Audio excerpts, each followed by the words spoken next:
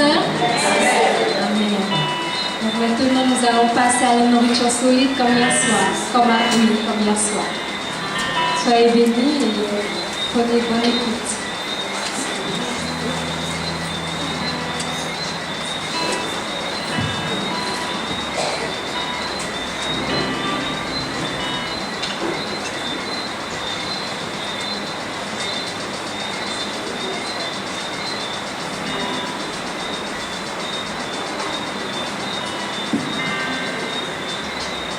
Bonsoir mes frères, mes sœurs.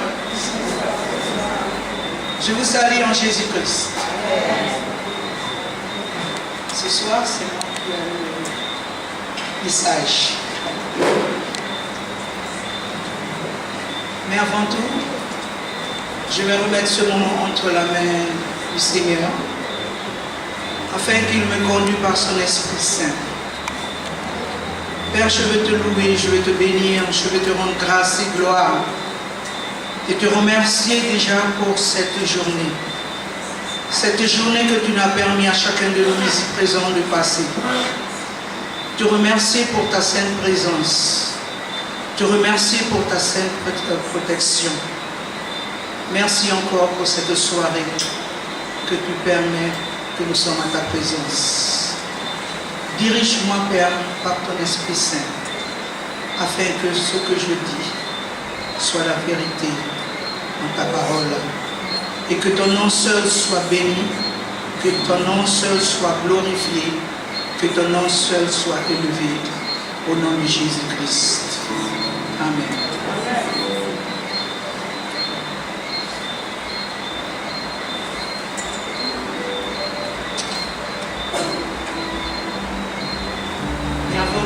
Je vais vous lire un petit mot du jour. Soyez attentifs. Mon fils, soyez attentif à mes paroles. Incline ton oreille à mes discours. Garde-les au-dedans de ton cœur, car ils sont la vie de ceux qui les trouvent. Ça se trouve dans Proverbe 4, 20 à 22. Et le titre est « L'as-tu oublié? Cessez de te plaindre. Dieu a créé un monde merveilleux, varié, ensoleillé, enneigé, la mer pour tous tes désirs d'aventure, le dessert pour les besoins d'immensité, les arbres et les fleurs pour le beauté. Qu'as-tu fait? Que as-tu fait? Il t'a donné des conseils simples pour diriger ta vie. Tu ne voleras pas, tu ne tueras pas, tu honoreras ton père et ta mère. L'as-tu suivi? Il te promet son attention. Ses réponses sont son soutien. Il te suffit de lui parler, mais il ne t'entend pas souvent. Il t'a donné la possibilité de connaître la différence entre le bien et le mal, de faire tes choix. Comment le fais-tu? Il aimerait avoir une place à part dans ta vie, un moment privilégié avec toi. Tu as tellement d'activités. Il t'arrive d'être fatigué, découragé, avec des soucis en tout genre, et tu oublies qu'il attend ton appel. Tu es plus préoccupé par ton argent que par lui. Tu aimes les divertissements superficiels, faciles, voire abrutissants. Tu veux vivre libre, ne pas être ligoté par les principes que tu trouves rigides, dépassés. Tu veux profiter de la vie, agir sans penser en conséquence, sans penser à lui. Mais lui, il t'aime, Il veut t'amener au bonheur que Jésus t'a préparé en mourant pour toi. Jésus a pris sur lui ce péché de ton indifférence et de ta rébellion contre Dieu. Il veut te sauver, te donner une vie nouvelle, te répondre avec douceur, te conseiller en un mot, t'aimer, car c'est pour l'amour qu'il est là, sans se lasser, sans s'irriter, te répétant, toi, suis-moi, et ton Dieu, il est ton Dieu, celui qui t'a créé, il veut être ton Père. Amen.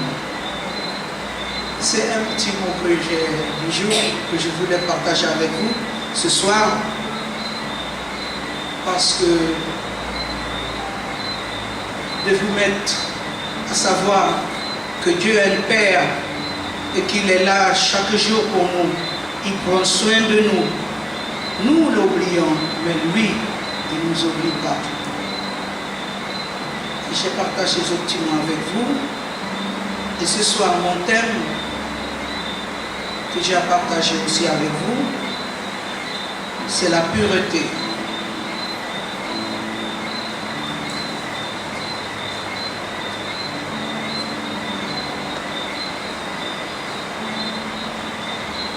La pureté, pour vous, qu'est-ce que c'est la pureté? S'il n'y a personne qui peut répondre, moi je vais répondre.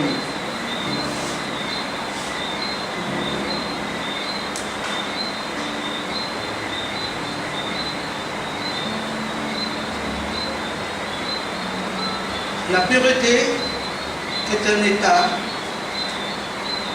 sans défaut.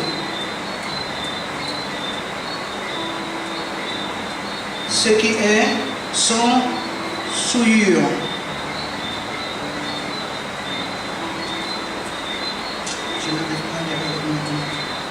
Je disais, la pureté, c'est un sens sans défaut. État de ce qui est sans souillure, morale, honnêteté et innocence. Voilà ce que c'est la pureté. Et je crois dans la parole de Dieu, Dieu nous demande cela. Nous qui disons aujourd'hui que nous sommes enfants de Dieu,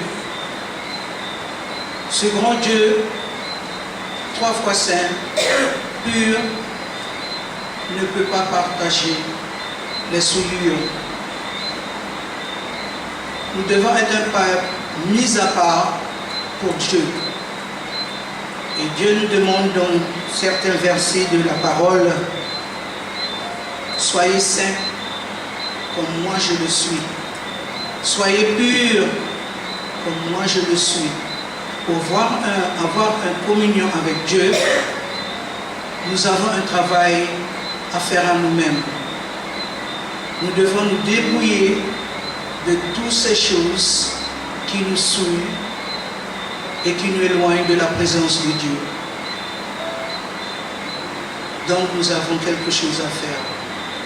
Nous ne sommes pas à part des peuples d'Israël. Eux, ils devaient aussi se purifier. Si vous lisez dans le chapitre Lévitique 14, je vous invite de le lire à la maison parce que ce sont des passages qui sont très longs. Lisez à la maison le chapitre de Lévitique et vous saurez ce que Dieu attend, ce que Dieu était et ce qu'il est encore aujourd'hui. Pour nous qui sommes des enfants de Dieu, pour nous que Jésus-Christ a donné sa vie à la croix, pour prendre tous nos défauts, tous nos péchés sur lui. Alors, Dieu veut un peuple mis à part pour lui.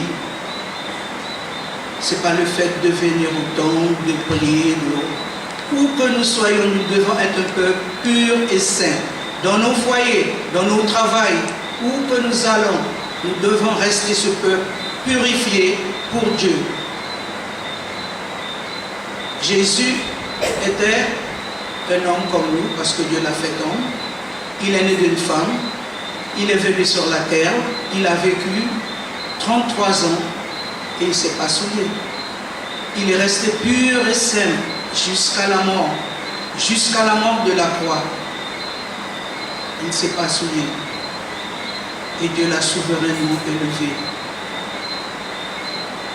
Et quand vous regardez dans Lévitique, vous voyez toutes les choses que le peuple avait à faire pour la purification.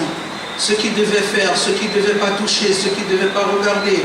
Tout ce travail-là, il devait faire parce que Dieu était au milieu d'eux et Dieu ne partage pas la souillure.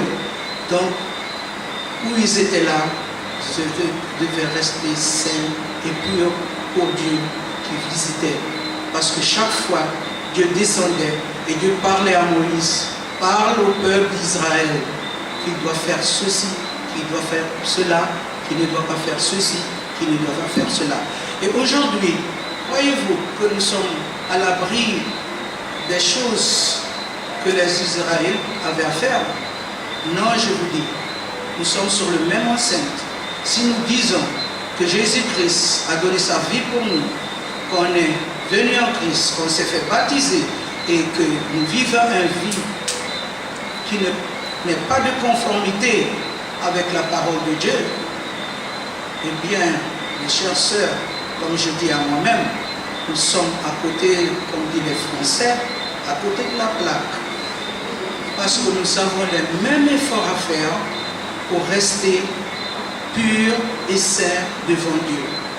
De même manière que le peuple d'Israël était un peuple mis à part, conduit par Moïse, aujourd'hui, nous sommes un peuple mis à part, conduit par Jésus-Christ. Vous entendez ce que je dis? De même, le peuple d'Israël est un peuple conduit par Moïse. Aujourd'hui, nous sommes un peuple conduit par Jésus-Christ. La même promesse qui était faite à le peuple d'Israël pour la terre promise, aujourd'hui, la même promesse nous a été faite en Jésus-Christ, mais ce n'est pas le pays de Canaan, c'est la céleste, c'est là-haut. Et si nous restons comme ça, avec nos souillures, tout ce que Dieu ne peut pas regarder en nous, et que nous restons comme ça, nous quittons cette terre, dans cette condition, j'entends beaucoup de personnes dire Jésus viendra, Jésus est à la porte, Jésus est là, Jésus, comme lui nous a dit, aucun de nous ne savons pas quand il vient. C'est le Père seulement. Donc nous avons quelque chose à faire. Nous devons être prêts. Nous devons être prêts. Nous devons nous dépouiller de toutes ces choses qui nous rendent impurs devant Dieu. Non, ce n'est pas moi-même. Et vous? Nous ne pouvons pas venir tout le temps chanter Alléluia, Alléluia, et puis après, ça ne marche pas avec Dieu. Dieu veut un peuple, Jésus-Christ veut un peuple qui est pour lui pur et saint. Soyez saints comme moi je le suis. Il nous dit dans beaucoup de versets. On n'aurait pas le temps de chercher tous les versets ce soir. Mais déjà, dans Lévitique 19, tu le vois. Et tout à l'heure, la sœur va signaler. Et Éphésiens 5, vous allez voir toutes les choses que vous devez vous dépouiller, les choses que Dieu ne aime pas en nous. Parce que si nous restons dans cet état-là, déjà, pour avoir la bénédiction de Dieu, Dieu n'est pas un homme pour mentir, hein? Il nous promet des bonnes choses. Déjà ici-bas, nous devons être un peuple qui témoigne la gloire de Dieu dans tout ce que nous faisons, où que nous passons. Nous devons témoigner. Quand le monde nous regarde, on va voir Jésus-Christ dans notre comportement, notre manière de nous habiller, notre manière de parler, notre manière de faire toutes les choses quotidiennes.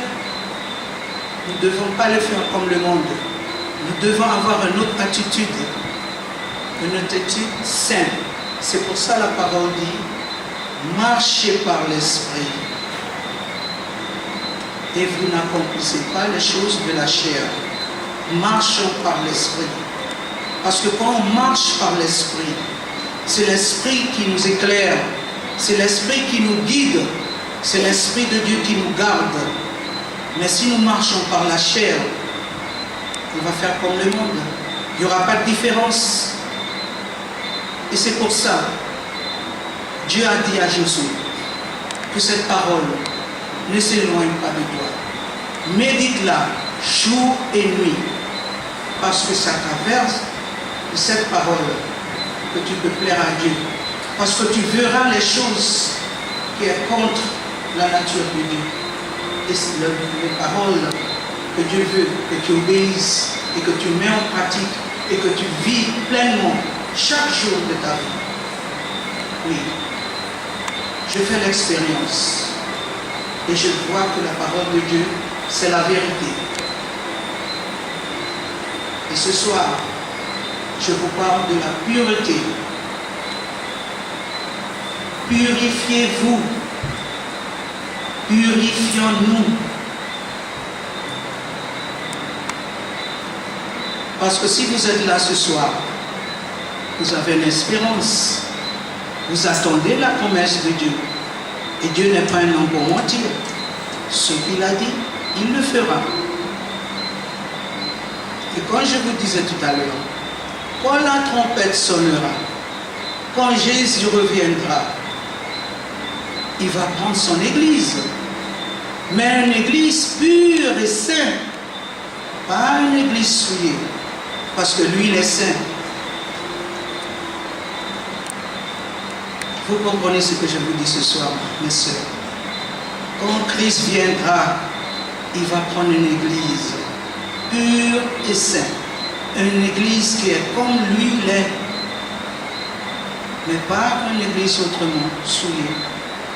Pas une église de les choses du monde, les idolâtries, toutes les choses qui corrompent. Et que nous disons que nous sommes enfants de Dieu. Mais bien souvent, nous participons dans ces choses-là. Et nous ne verrons pas les bienfaits de Dieu ici-bas. Comme j'ai dit tout à l'heure dans le petit mot, on se plaigne, on pleure, on se fait des soucis, on ceci, on cela, mais on ne fait pas confiance à Dieu. Pourquoi?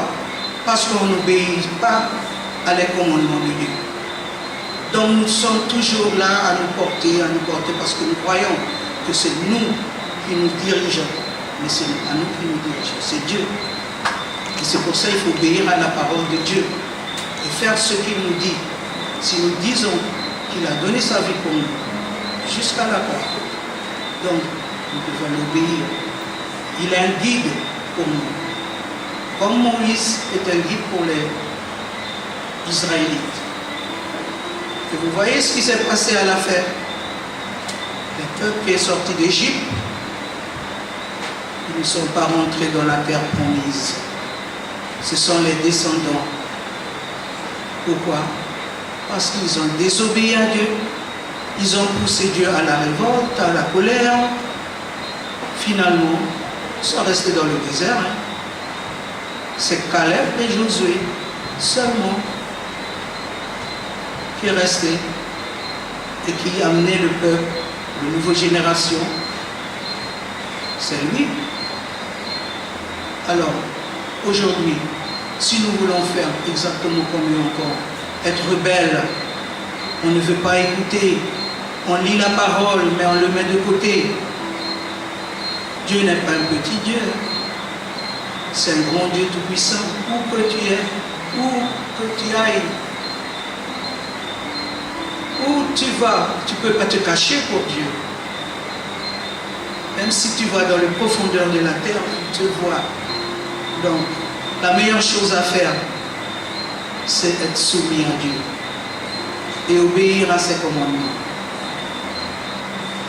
Parce que quand je disais aussi dans ma méditation, comme Dieu me fait voir les choses, Christ est mort. Il a été dans le tombeau. Mais ce Jésus-Christ qui a passé dans toutes les régions de son pays, là, à guérir, à faire du bien aux gens. Et le Jésus-Christ qui est ressuscité, le Jésus-Christ qui est ressuscité était esprit et vie. Esprit et vie. C'est pour ça, quand les femmes est venue au tombeau, Marie, elle pleurait, elle a vu le jardinier. Elle a pris le jardinier pour Jésus. Mais c'était Jésus. Elle n'a pas reconnu Jésus. C'est quand Jésus a parlé qu'elle a su que c'était Jésus. Et elle est venue pour le toucher. Jésus a dit, ne me touche pas. Parce que c'était pas le Jésus qu'elle connaissait qui marchait partout dans les régions. Il était esprit et vie. Et c'est comme ça, il a dit, quand il viendra, quand il prendra son église, qui est pure et sainte, et les gens qui seront vifs en ce moment-là, vous saurez changer. Vous saurez changer. Vous serez des esprits qui vivent, qui est comme le Seigneur. Et c'est cette église-là qui va monter avec le Seigneur dans les lieux célestes. Et pas autrement. Et si je vous dis que toute cette semaine, on a cette méditation à faire, j'étais dans la méditation, Dieu me ferait voir les choses. Je ne pouvais même pas dormir si je vous dis. Je méditais, les choses me venaient comme ça en esprit. Et j'ai dit, Dieu est un grand Dieu. Il est tout puissant. Je suis un serviteur inutile, mais Dieu me rend utile pour sa parole. Alors ce soir, je bénis Dieu et je vous bénis aussi en Jésus-Christ. Et je remercie le Seigneur que vous compreniez ce passage que j'ai fait avec vous ce soir, que nous avons un travail à faire, que nous ne devons pas rester comme ça et dire oui, je suis baptisé, je suis en Christ, alors tout est bien, tout est accompli. Christ qui a accompli toutes choses pour nous.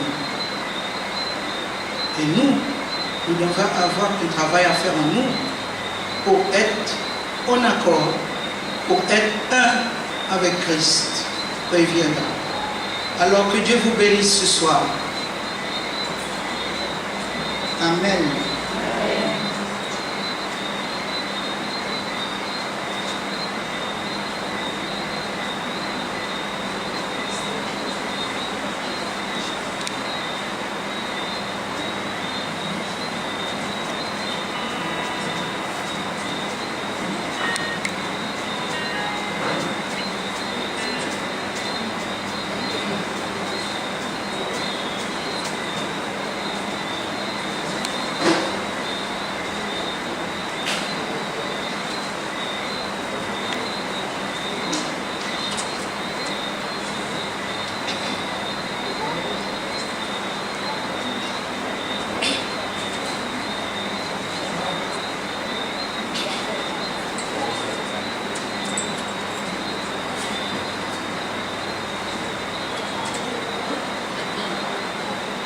Thank you.